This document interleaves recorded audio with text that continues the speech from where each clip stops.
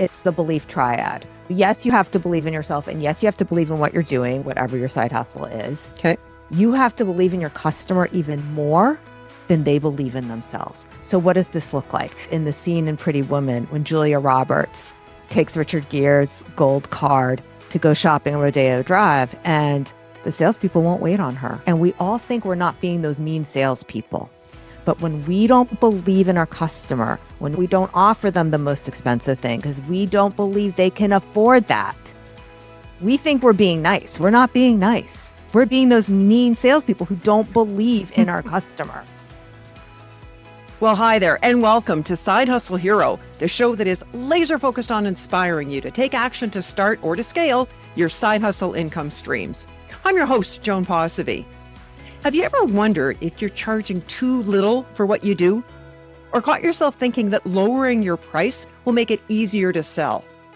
Well, today's conversation could change that and quite possibly make you more money. Joining us is author, coach, and six-figure artist, Miriam Schulman. She's also the creator of a 5-part framework that helps creatives and business owners bring their passion into profit. We'll dive into what those 5 parts are and explore how you can apply them to confidently charge what you're worth and stop undervaluing your work so that you'll be prepared when your Julia Roberts walks in, whether that's online or in person. Now, here to tell us how is the author of Artpreneur, Miriam Schulman. Welcome, Miriam. Thanks for having me. I'm so excited to be here.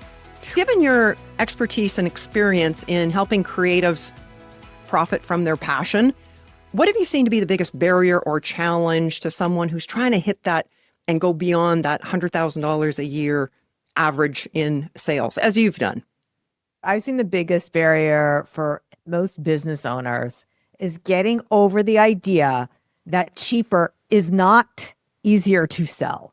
Oh, okay. So a lot of artists, it's 2 things that they do, and creatives and business people and life coaches and everybody else that's listening, is that you think 2 things. One is people will more likely buy something if I charge less. Not true. And also that you can build a business on low cost items. So let's tackle those one at a time. You ready? Okay.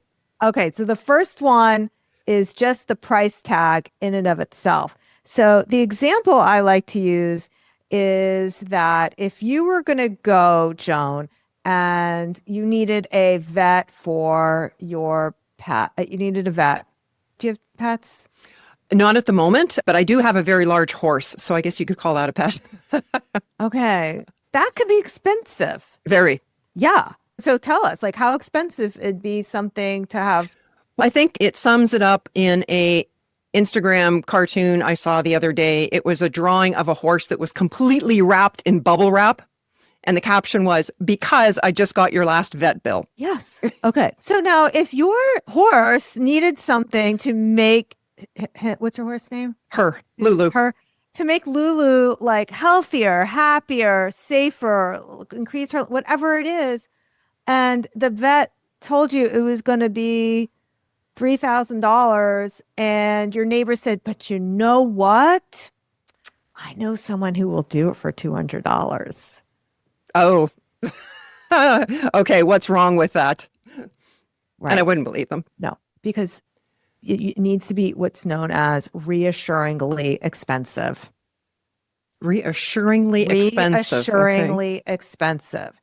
So now, yes, maybe if your friend said, if your vet said it's $2,000 and your friend said $1,800, right? But you still wouldn't necessarily switch vets to save 10%.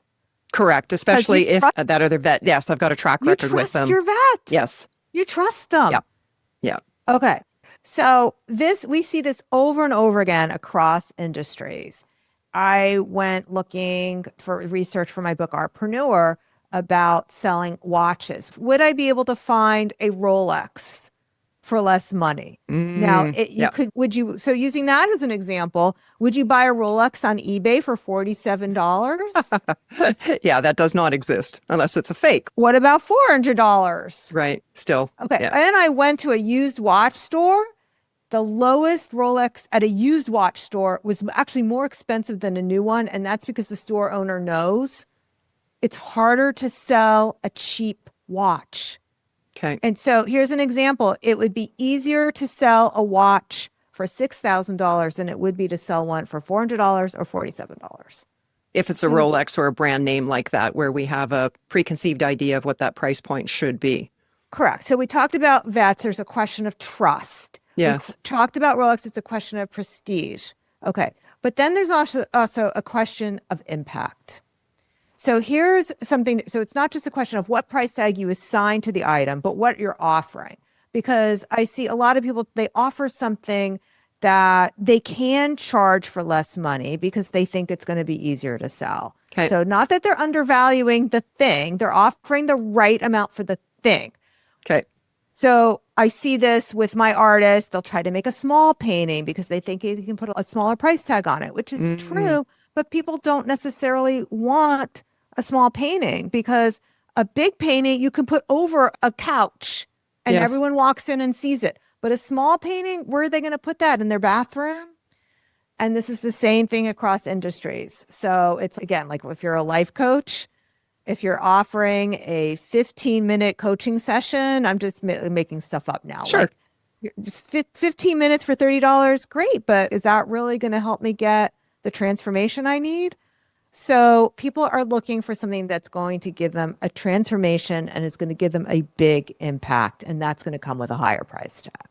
But part of that too is then that artist or creative or business owner, doesn't matter what service they're providing, to see themselves worthy of that, being able to charge that what they offer is worth that. So there's that whole inner perception piece. There is, but here, and a lot of people talk about the self-worth piece, the believing in what you're offering piece. And what I see a lot of people leave out of the conversation, and this is why I talk about it in my book, Artpreneur, it's the belief triad. So yes, you have to believe in yourself, and yes, you have to believe in what you're doing, whether it's your art or your coaching or your sewing or your whatever your side hustle is. Okay. You have to believe in your customer. You have to believe in your customer even more than they believe in themselves. So what does this look like? The example that I like to use is in the scene in Pretty Woman when Julia Roberts takes Richard Gere's gold card to go shopping on Rodeo Drive, and the salespeople won't wait on her. Right. And we all think we're not being those mean salespeople. But when we don't believe in our customer, when we don't offer them the most expensive thing because we don't believe they can afford that, we think we're being nice. We're not being nice. We're being those mean salespeople who don't believe in our customer. Now, think about it from the customer's point of view. When a customer is trying to decide if they want to buy a $5,000 couch, a $5,000 painting, a $5,000 coaching package, whatever it is, they're not thinking about is Joan service worth it?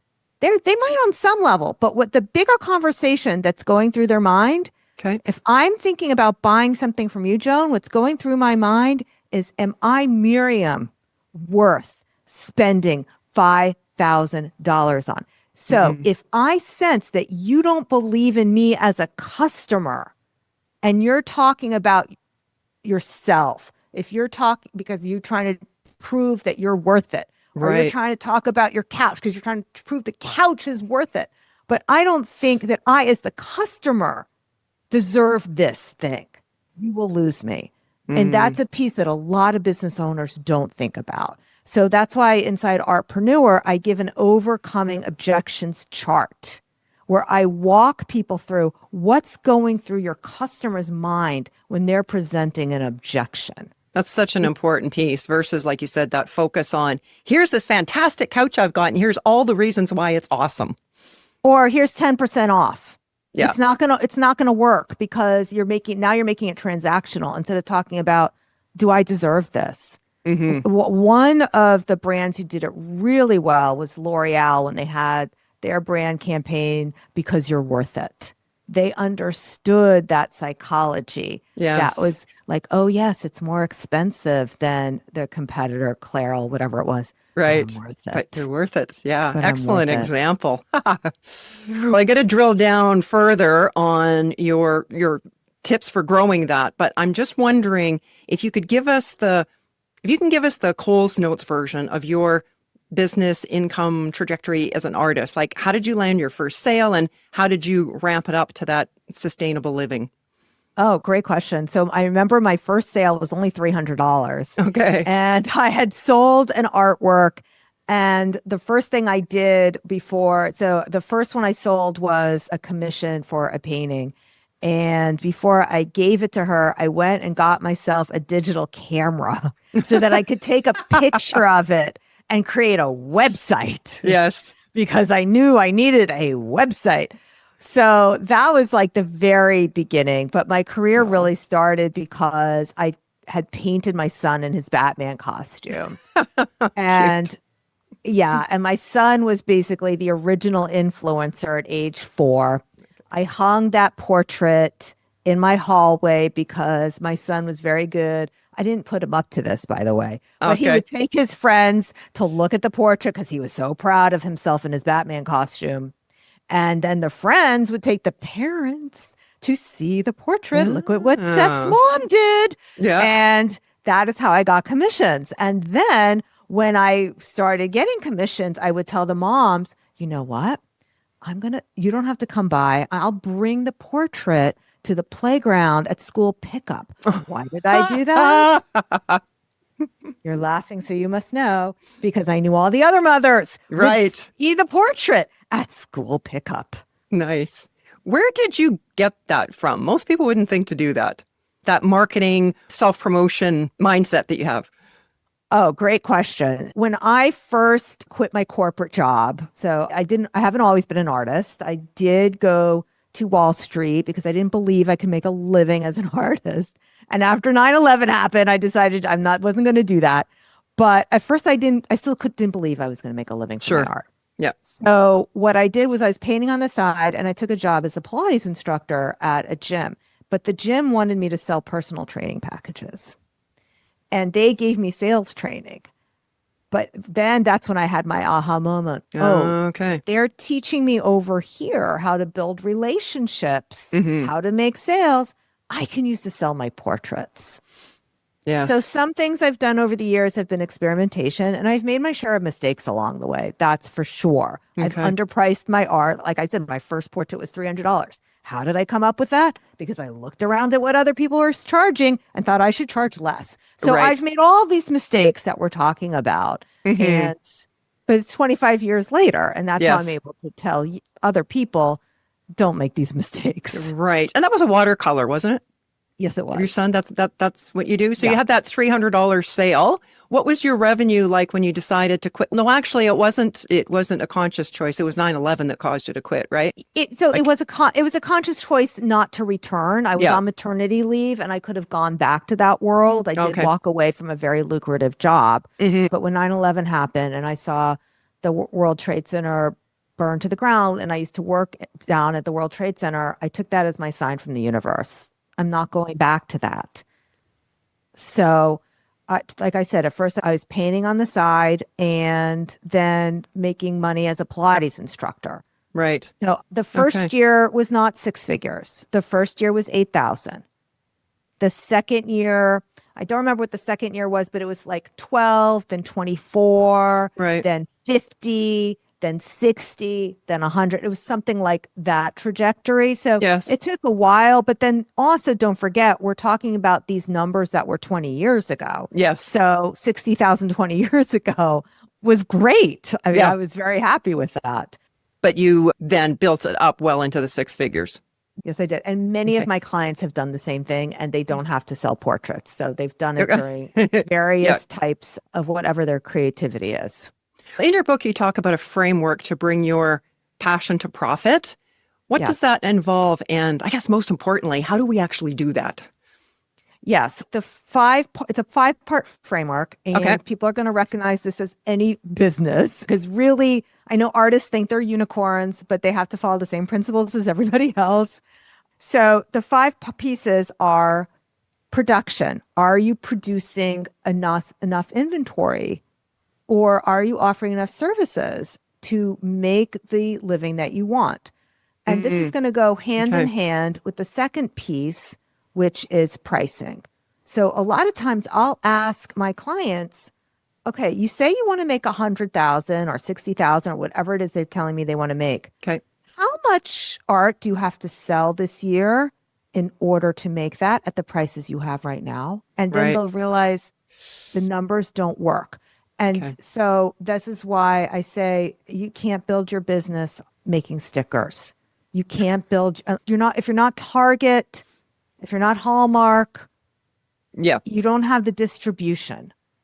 So it's a lot easier to build your business selling things for $5,000 each, because if you want to make 50,000, you only need to make 10 sales.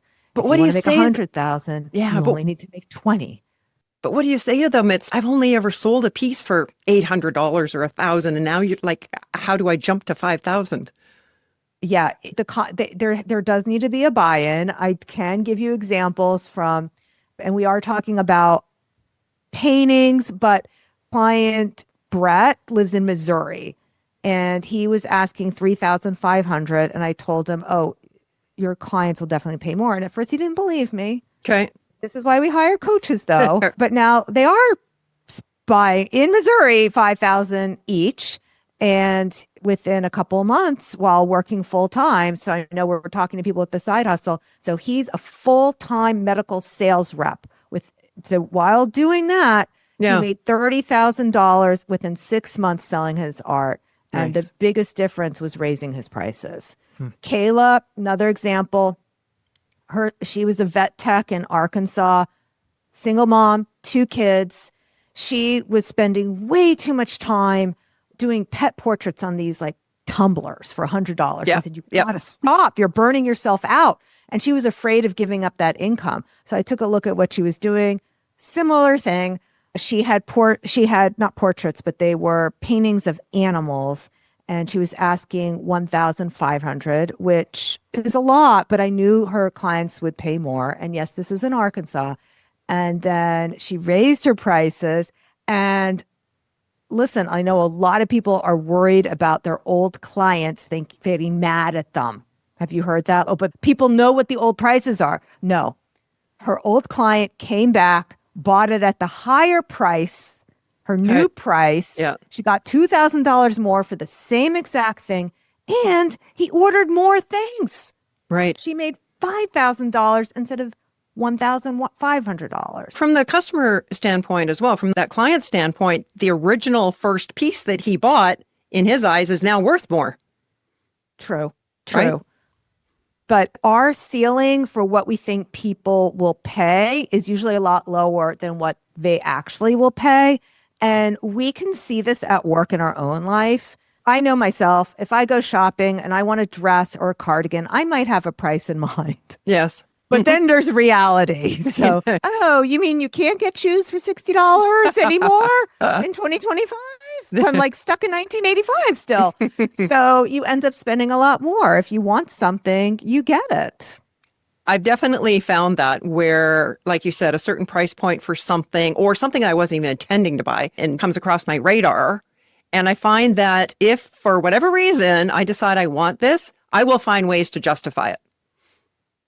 Yeah. And one thing that I would suggest to all the listeners out there is to clean up your own language. So stop telling yourself, I can't afford it. It's too expensive. That type of language is going to lower your money mindset. Say, I choose to not make this a priority right now. Mm-hmm. When you choose not to make a purchase, and know that your client is choosing not to make a priority as well, even if they're saying it's too expensive or they can't afford it, because it's usually not true. Yeah. That language is so important. Not that they're lying to you, not that you're lying. It's just a knee-jerk response. But those words are really not good for our own money mindset to keep saying. Yeah, it's going to help us keep stuck. So yes, you mentioned production and pricing. Okay, so we talked about production and pricing. So part of it is making sure you're producing art or products or services or whatever it is that you do that can be priced higher.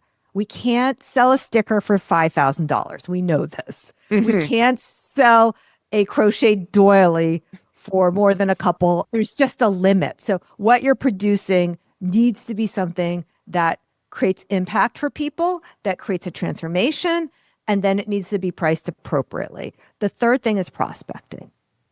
Okay. Now, a lot of times people misdiagnose the problem, especially people who are offering cheap things. People are offering cheap things. They think their biggest problem is just not enough traffic. Okay.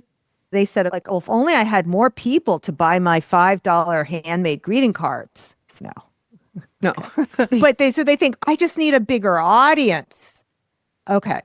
So let's talk about audience building just by itself. We already said what could be your real problem could be pricing and production. But in terms of building your audience, Yeah. a lot of us have bought into the myth of social media. And when I started writing my book, and it was published by HarperCollins in 2023, so I was writing it back in 2022, the average engagement rate then was only 1%. And by the time I went to edit that chapter, it had dropped to 0.6%. So let's just put that in perspective. That's not 6%. That's not 60%. That's out of 1,000 people, that's 6 people. On your social media feeds? Yes. So we're talking about Instagram, but they're pretty similar. Okay. Okay. So now in 2025, the average engagement rate on Instagram is 0.35%. And what's bringing up those averages are sports teams, which you're not. Retail, which what we're like a lot of the side hustle we're talking about is retail, is only 0.15. That means one person out of 1,000. Now, if you compare that to email, email has a 24% open rate.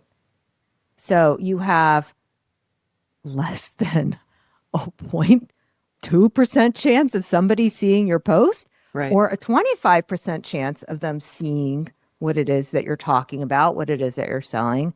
So what those numbers mean is that you would need 6,000 people to follow you on Instagram to have the same results as only 100 people subscribe to an email list. That's why it's much easier to build a small business, which we're talking about small businesses, using email than it is to use social media. And that email list is yours.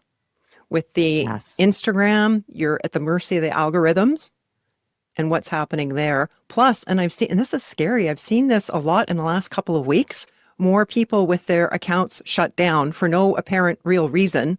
And it's been like hell trying to get it back. And this one guy, it's been weeks and weeks now, and he relies on that, and it's just gone. Yeah. Whereas the list is yours. One of my clients who came to me had only made $13,000 in all of 2023. And in 2024, she made over $90,000. And her best month, Joan, was August, the month her Instagram account got shut down. Because nothing of what I talk about in my book or on my podcast, The Inspiration Place, or in my programs has anything to do with really having a large Instagram following. Got it. You don't need to use advertising. You don't have to rely on social media. It's fun. It can be a way to engage and connect with people, but it's not reliable. Because one of your focuses is on increasing what your clients are charging, is part and parcel of that them also looking at different markets for their product? It's also when you're looking at the list building. So people say, okay, where the heck do I find these high-end customers, collectors, buyers? So I'm talking to everybody in your audience now. So there's 3 ways to build your audience. One is going to be your universe and your platforms and anywhere you interact with human beings, whether it's in real life or online.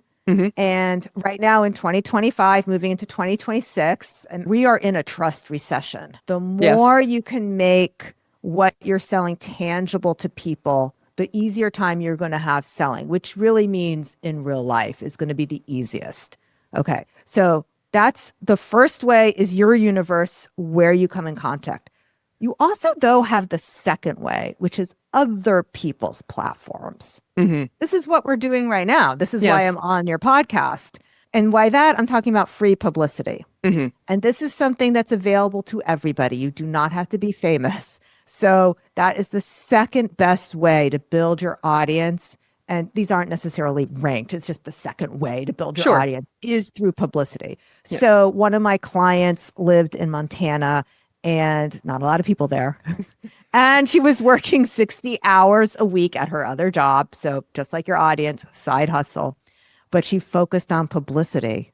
And that brought her in a client that spent over $29,000 in art from her. Nice. Was there anything that she did out of the ordinary or a little bit different? Kind of generalize it with several different case studies. So that was Elizabeth. Another one is Grace, who focused on underwater art. She's also focused on publicity and really built her business up. Here's the difference that my clients use. It's not about looking for a magazine, for example, to write about you as the artist. Okay. Or about you as the sneaker maker. People aren't looking to write a feature article that advertises you. Yes. So what Grace did was she connected her underwater paintings by pitching articles to diving magazines. So that is where her ideal customers were hanging out. Yes. And she was able to tell stories that gave value to the magazine, to this audience. That's the key difference between people who are successful with publicity is they understand they have to provide value to the audience and the listeners. It's Absolutely. It's not a commercial. Right. And again, we'll use you as an example here today. No one really cared about my book when it came out 10 years ago, or Miriam, your book today. What they're interested in is how is this conversation going to help them? And then by extension, to learn more, then obviously you want to pick up the book. But if you just came on here and I asked you a question and you said, you know what, I answered that in detail starting on page 39. That's not going to go anywhere, right? So it's about, for people who are in that kind of industry like us, it's about giving results in advance. So that's what I do. I freely give away. I like to tell people I give away 98% of what I know. And even the book, you can go to your local library and you can request my book. Yes. So it's not about me trying to sell books. It's really trying to show you that the information that I'm sharing with you today is valuable. And through that process, then I used to do what we call previews. They were evening seminars where I would deliver a lot of content, a lot of takeaways. And at the end of that evening, I would offer people the opportunity to sign up for the weekend intensive. And of course, that was a paid event. But the people that signed up by the end of the night, we knew that we were going to have a fantastic audience and a rockin' time because I had developed a rapport with them. Chances are there were people in the audience that I just didn't connect with. And so they didn't sign up, which is fine because you know that you're going to connect with your tribe, whoever those people are, and then just continue to grow together from there. So I love that free offer as a way of getting a potential buyer, anyone out in the public, to see what you're about. And authenticity, of course, is a big piece of that. Yeah. And trust is the greatest currency right now in 2025 and beyond. Yeah. So we talked about production and pricing and prospecting. The next thing is promotion. So that is really about selling. And what I like to talk about is how the sales process is very similar to dating. Okay. People are not always going to fall in love with you at first sight. Sometimes they need to date you for a while. And see that maybe we're not a match. Correct. Yeah. Correct.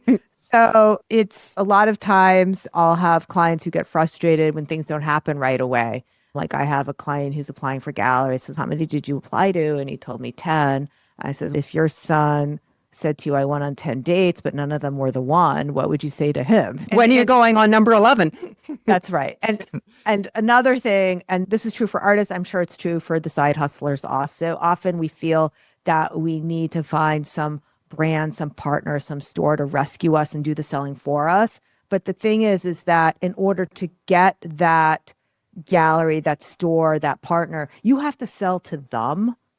So everything we're talking about here, you have to sell yourself, you have to sell your product, and they have to buy into who you are as the producer of it. They have to know, like, and trust you. So there's no getting away from the sales process, even if you are a B2B salesperson rather than selling directly to consumers. Right. That makes sense. What's next on your list of 5? Okay, and the last thing is productivity. So the thing about productivity is a lot of business people think the problem is I don't have enough time. And that's not the problem. The problem is you don't have enough energy. So we all have a limited amount of energy that we can spend. We also have a limited amount of time, but you need to focus on the right things. So the biggest part of solving that equation is if you're not burning yourself out, making content for the Zuckerverse, and you're focusing on the things that truly matter, Yeah. you'll have more time and energy to get it done. So that's really the last piece. So how would you drill down on the productivity piece? Okay, so the productivity piece, what I do and what I help my clients do is I block my time. I schedule my time. Every Monday, I make sure I have scheduled my week out. I know exactly what I'm working on. I put down my 3 goals for the week, the 3 big priorities that I want to get done that week. And I make sure that I'm focusing on things that are going to make the biggest difference. Sometimes we focus on things that feel more fun or more comfortable. Yeah. Or we do procrastinating. Procrastinating? Procrastinating. We know what procrastinating is. Procrastinating is, well, if I just need to watch this, webinar over here and learn how to do XYZ instead of calling up a customer or calling up a potential partner that might be, sell your products. That's a lot harder. Yes. To try to pitch yourself or sell yourself than it is to learn. And learning feels good. It feels much better because there's no risk involved. Yeah, chances are the most important thing that we need to do that'll move the needle is probably the thing that we've been avoiding for a while, not only in our side hustle, but throughout our careers. That could be the one major breakthrough, is just getting through that one thing, whatever that is for you, whether it is picking up and making a cold call or pitching a potential partner or supplier. When I find myself resisting, the mantra that I say to myself is that successful people are willing to do things that unsuccessful people aren't. Yes. I think it was, I'm blanking on his name right now, Harv Eker, I think it was him that said, if you're willing to do what's hard, life will be easy. But if you're only willing to do what's easy, life will be hard. Oh, that's a good quote. I like that. Yeah, so true. Something tells me that you do have a flair with promotion and understanding, kind of like the sales psychology. I noticed that you have an offer on your website for a free masterclass, how to sell more art. And it would be a pre-recorded webinar. Would that be correct? Yeah. When a person goes to click on it to save your seat, to get access to it, you offer different option. One is on demand. I get to see it right now. And then one was later in the day. And then there was 3 options for the following day. I was hoping you could speak to the psychology behind that. Did you test different options to see what performed best, or how did you arrive at that offering?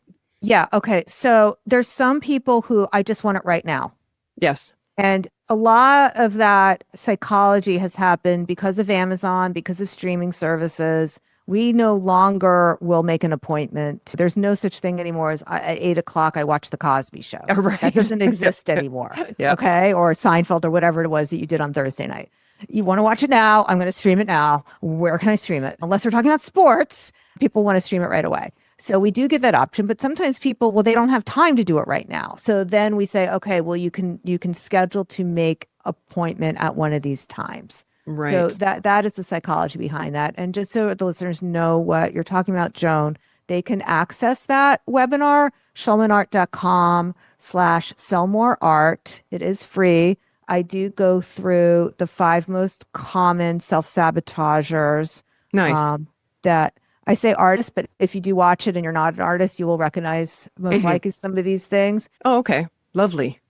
So it's been your experience then that offering both those choices, the on-demand and alternate specific times the most effective in terms of a click-through rate, simply because it would address those two kinds of people. One that they want to see it right now, which would probably be you and I, or giving the pre-scheduled options. Yes. And there's also the people who don't want to watch it at all and just want to read it. This is like the Harry Potter. Do you want to watch the movie or read the book? So you offer both formats. I have my book Artpreneur, which is pretty much. I see what you mean. Yeah. So like the movie version, it's like fancy and lots of dancing giffies and things like that. But it doesn't go into quite as much detail as the book. And there's people who are like the book readers. No, Harry Potter, they left out that scene. I want that scene. So that's much more of a deep dive. But there's some people who they don't want to watch things like this. They just want to read. Okay. So it's the same. It's this very similar content that is in the book. That is what's offered for free. So you offer people. So this is for those who are service providers who offer webinars or boot camps or anything like that. It's just people have different learning styles. They have different consumption styles. And some people need to see the same content in multiple modalities before it really sinks in. And like you said, Joan, that sometimes there's also a bit of buy-in, because one of the things that happens a lot, and it may be happening, I'm talking to a listener right now, is that you think to yourself, oh, that won't work for me because. Okay. Now, what that is, our brains have evolved for survival. Yes. Not goal achievement. So anytime I talk about something, or Joan, you talk about something on this podcast that makes a listener feel uncomfortable. So listener, if you get uncomfortable, your brain's going to think danger, danger, danger. And your brain doesn't know the difference between leaving a cave and getting eaten by a tiger, or raising your prices, or asking for a sale, or any of the other things we're talking about. So what will happen is when your brain senses fear, it will come up with all kinds of reasons why this is a terrible idea and you should never, ever do it. So, because remember what happened the last time you tried to do something a little different outside your comfort zone? Just know the smarter you are and the more creative you are, the better you're going to be at coming up with these reasons why something is a terrible idea. Notice I did not say excuses. Yeah. It does not feel like an excuse to you. Yeah. It feels like a reason. But it's not a reason. It's not a fact. Yeah. It's just a thought coming up in your mind, because your brain has evolved for survival, not goal achievement. So you have to get very uncomfortable to be successful. And that's why successful people are willing to do things that unsuccessful people aren't. I had a guest on recently, and he said that, and pushing through that to actually get it done, he said, and that feeling of fear, he said, this is what growth feels like. That's what he reminds himself. You went from selling just your artwork into all these other offerings. In a nutshell, how did that come about? Oh, good question. So first of all, I was selling my own art and only my own art for a very long time. Okay. And it was around 2012, 2013, which I know that was only 12 years ago, but it's like dog years. It's like dog years. Yeah. I was going to say dinosaur years. It's like dog years. Okay. Yep. So I was selling on Etsy when a customer reached out to me and said, I love your art. Do you teach online classes? I was like, what's an online class? I had no idea. I had no idea. Yeah. And so, okay, let me do that. That looks like something I could do. And the first time I offered an online class, I just posted on Instagram, and spoiler alert, and this is back when we got engagement there, I only got 6 students. Okay. So that's when I learned, I have to build an email list. Once I built an email list, not only was I able to sell my online classes, but I did much better selling my art. So that was around 2012, 2013 when I started online classes. Right. And then I started the podcast, The Inspiration Place, in 2018. And that's when people started to ask me to show them how I did it. They wanted to know, how did you sell your art? How do you build an online class? All of these things. Right. So that's when I started coaching. So all these things that they're not really pivots to me. They're more like evolutions. Yes. Because people were asking me for them. And how can I deliver this better or more effectively, or different formats, whatever. Across all the people that you've helped, what are 2 or 3 business models or revenue streams that you see working consistently, say for beginners who want to turn their artistic or creative flair into an income generating side hustle? Okay, so again, it's going to be much easier to sell large ticket items because you don't have to sell as many. And one of the things I like to walk people through is if we're selling something for $5 each, whether it's a sticker or an ebook or whatever it is, and you want it to make $50,000, you need to find 10,000 people. 10,000 people, that's a lot of people. That's like a stadium, right? So if you're offering something for $50 each, now you only need 1,000 people, still a lot of people. Yes. That's like a big auditorium full of people. If you're selling something for $500, you only need 100 customers.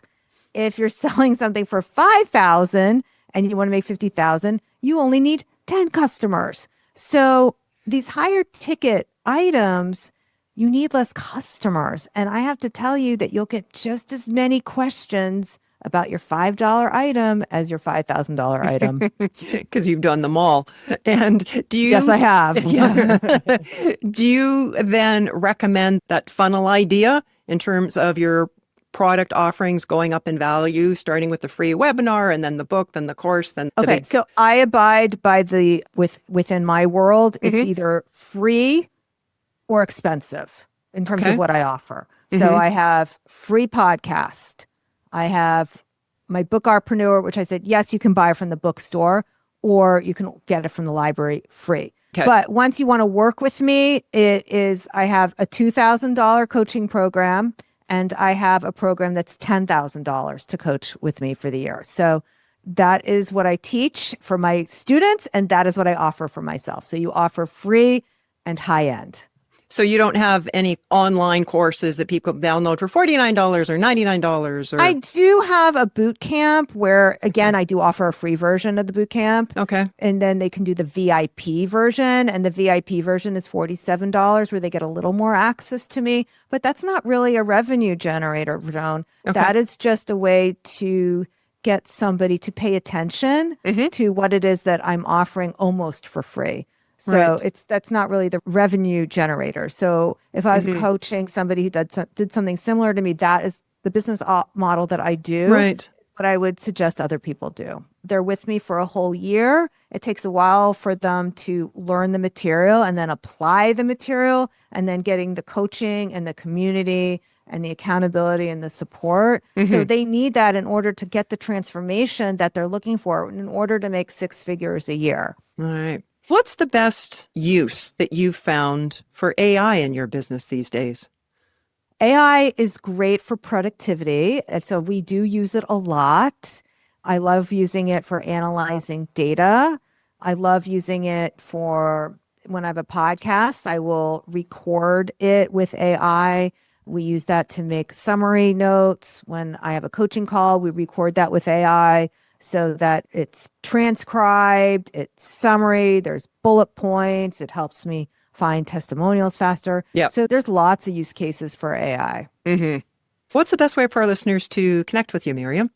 If you like what you heard today, there's more of that on my podcast, The Inspiration Place. And if you want to, and we already talked about my free masterclass, so you can check that out, schulmanart.com/sellmoreart.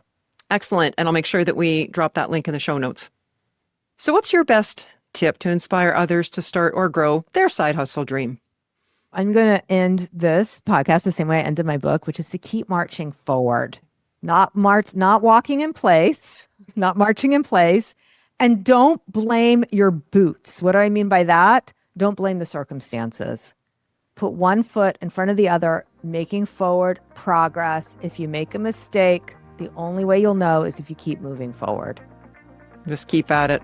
Thank you so much, Miriam, for guiding us through the steps to how we can create that 6-figure income as an artist, as a creative. And like we talked about in the beginning, so much of this applies to any side hustle. And of course, thank you for being today's side hustle hero. Thank you for having me. That pretty woman scene Miriam talked about, Julia Roberts standing there on Rodeo Drive while the salespeople refuse to wait on her because they've judged her by what she looks like. says so much about belief. And the truth is, we do that too, just in subtler ways. Maybe not in a store, but in our inboxes, our DMs, or on our websites. A potential client reaches out, or someone asks us for a quote, and before we've even hit send, we start discounting, trimming, apologizing, because we assume they can't afford it. We tell ourselves we're being practical, maybe even kind, when in reality, we're doing exactly what those salespeople did. We're not believing in our customer, and therefore we're providing them a disservice. Miriam's reminder is clear. Your job isn't to protect your customer from your prices. Your job is to believe in your offer, in yourself, and in them. Let them decide what's right for them. Every one of us will have our Julia Roberts moment, that time when the perfect customer walks in, ready to invest, ready to say yes. The question is, how will you respond? With confidence or a discount? Take a look at your business through that lens. Where might you have been the mean salesperson, holding back the full value of what you offer because you assumed someone couldn't afford it? And how could you change that? Starting today. Believing in your customer isn't arrogance. It's respect. It's saying, I see your potential. I know I can help you, and you're worth it. Well, that's a wrap for today. If our chats are sparking your entrepreneurial spirit and providing valuable insights, consider showing your support by visiting sidehustlehero.com/support. That's where you can shoot me a virtual coffee. It's a real thing and a fun way to give the show a caffeinated thumbs up. Thank you so much. In the episode description, you'll find a link to Miriam's free masterclass and our full show notes, which live at our website, sidehustlehero.com.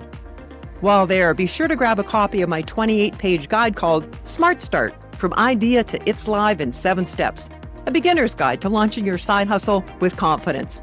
It's free for now, but not forever, at sidehustlehero.com. If you're enjoying what you're seeing in this podcast, it would be so appreciated if you would take a moment and add your comment, share the episode, and please subscribe. It'll let others know that there's valuable content here to help them start and grow their side hustle. Thanks for watching, and hustle on.